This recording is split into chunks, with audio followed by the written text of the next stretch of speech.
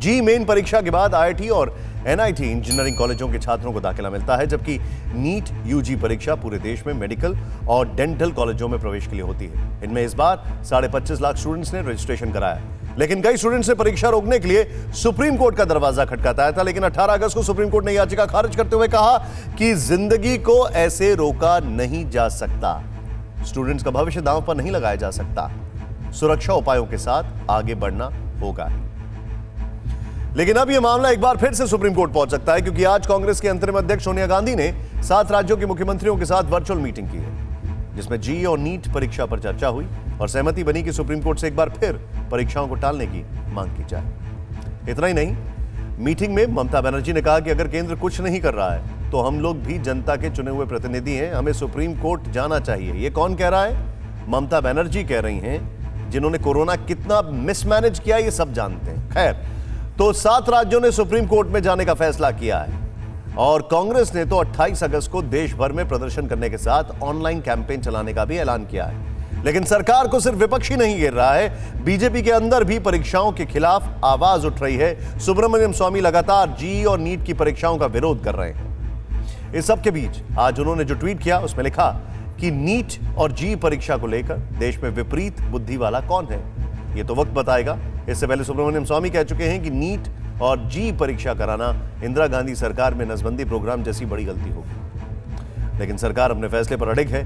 परीक्षा कराने के लिए नियम कायदे तय कर दिए गए हैं, जिनमें वो तमाम एहतियात और इंतजाम शामिल हैं जिनसे संक्रमण का खतरा टाला जा सके।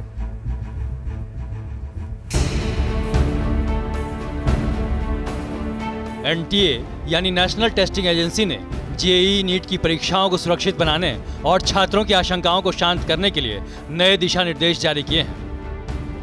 नीट परीक्षा के दौरान एक कक्षा में अब 24 की जगह 12 छात्र बैठेंगे।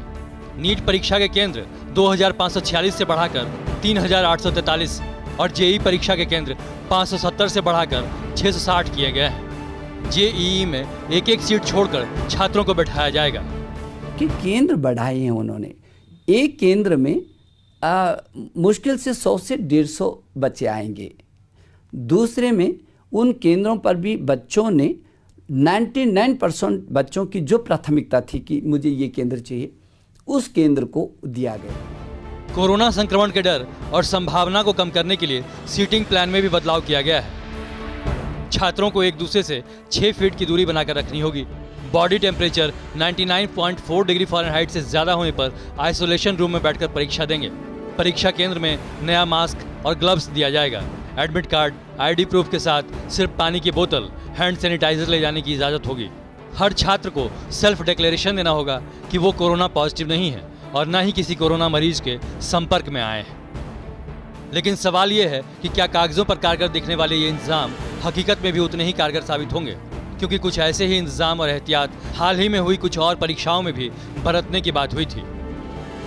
लेकिन हुआ क्या, ये इन तस्वीरों से समझा जा सकता है। यूपी में पिछले दिनों बीएड प्रवेश परीक्षा हुई, जिसमें एक नहीं कई शहरों से परीक्षा केंद्रों के बाहर और अंदर सोशल डिस्टेंसिंग की धज्जियां उड़ाने वाली तस्वीरें सामने आई। इसी तरह Kerala engineering, agriculture, medical entrance exam में और कर्नाटक सीईटी में भी देखने को मिला। इसीलिए आशंका जताई जा रही है कि जेईई और एनईटी में लाखों छात्रों की जिंदगी खतरे में पड़ सकती है। सवाल उठ रहे हैं कि क्या सोशल डिस्टेंसिंग और सुरक्षा के साथ जेईई और नीट की परीक्षाएं हो सकेंगी।